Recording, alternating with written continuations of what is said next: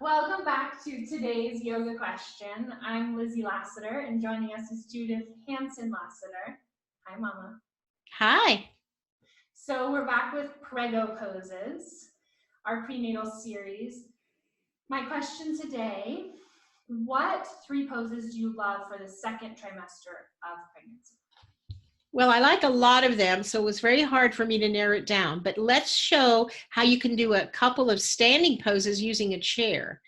So we'll start with Warrior 2, a very common pose. And I've got a yoga chair, and then I just like to put a blanket for padding. And warmth. Yeah.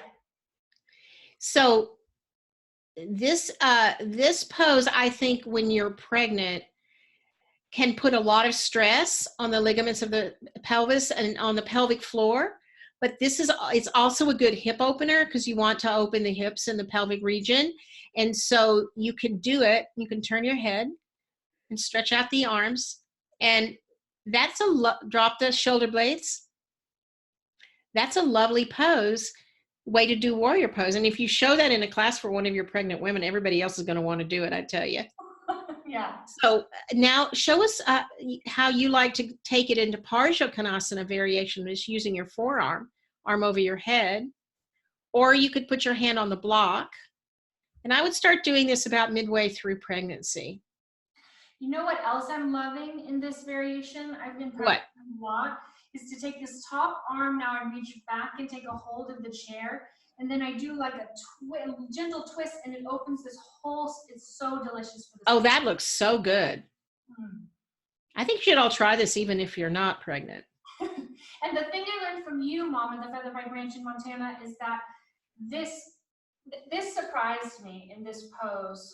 I had forgotten this, that this back leg is rolling in and the hip is it's like a counter action here, that this yes in here, and that's what I think about in the pose a lot. All right, that's lovely. Now the next one is the classic cat-cow. Okay, let me put my chair away and sell us a little bit on cat-cow, because, you know, it sounds a little boring maybe, or repetitive. I thought it was so boring that I didn't do it for a while in pregnancy. And then I started doing it and I fell in love with it, because when you're pregnant, it's really hard to do back bends. Yeah. And this, especially now in the second trimester, you can put your emphasis on what's happening to the lower back and the sacrum as you exhale and bring your belly up and curl your tailbone under like the cat. All right, but now when you come down, really drop the lumbar spine, lower back, and let the tailbone come up in the sacrum, and let your shoulder blades, let your spine drop between your shoulder blades a little bit. And you feel how your whole back is back bending? I do, but I feel, and that's because I'm in my third trimester, I feel if I can continue to lift, but it begins to pull here at the base of my breast. Then you don't want that. Then you're overstretching your abdomen. Yeah.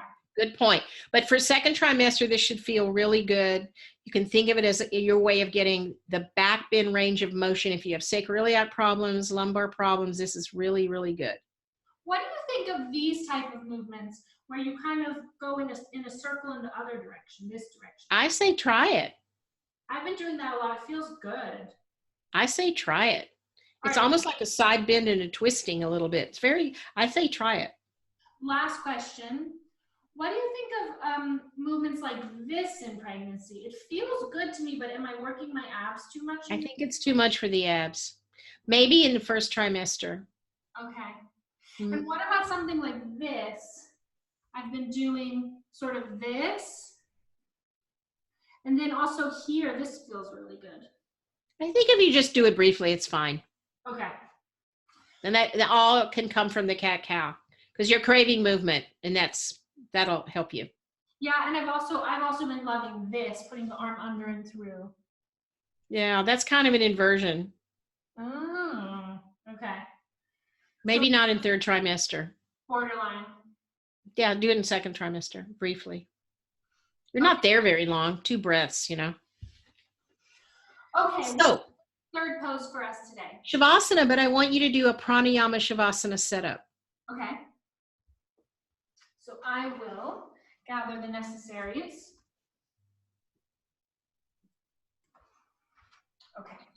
So while you're doing that, remember that you don't want to lie on your back beginning 14 to 16 weeks because of the compression on that you could feel on the when you get that compression and the weight of the baby, the amniotic fluid, the placenta, it's all falling backward onto a vein called the vena cava.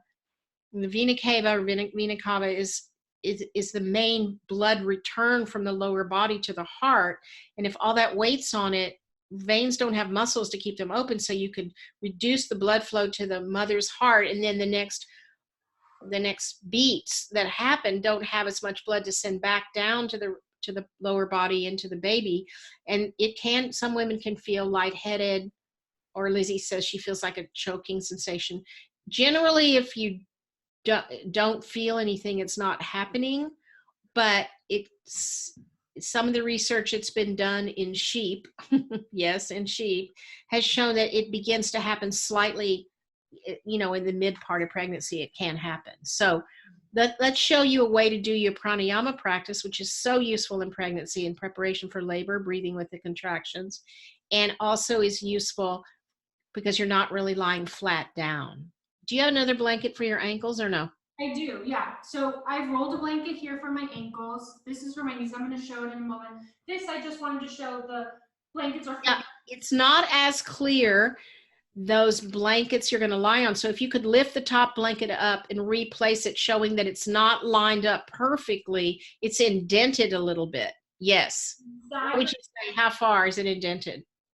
I do it maybe, I would say 2.5 inches this far. What is that in your language? Maybe 5 centimeters. Okay.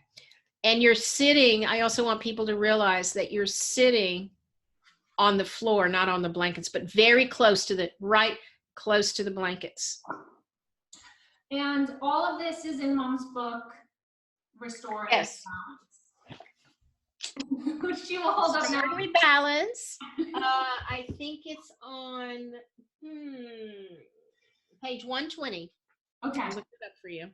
I think it's readily available. On my website, you can find it, judithhansenlasater.com or other So I bring these blankets all the way so they touch my sacrum. They touch the back of my tailbone even.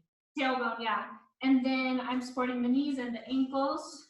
And then I'm just going to show it for a couple breaths. I come down onto my elbows. And then here, this top blanket, what's really great is you can fold it under and it just supports the head a little bit there. How does that feel to you? You don't have that choking feeling, do you? No, but my lower back doesn't love it. You need another blanket now. Mm-hmm. This is second trimester, remember? Yeah. All right. And then you do your breathing. So roll to the side. I definitely think if you were doing it in my yoga class, I would have you be at least 1, if not 2 blankets higher. I'll try that tomorrow in my practice. All right. Try that tomorrow. Okay. I'm up. So that's it. Okay. So thank you so much, Mama, for sharing your experience and your wisdom and your knowledge with us. Thank you for sharing your pregnant self. Namaste. Wait. So I want to tell people to find you. You said it, judith.lasater.com or judith.yoga. That's the short. Judith.yoga, yes, you can find me there. Or you can find me at www.shavasana.life. All right. Namaste. Namaste. Bye, everyone.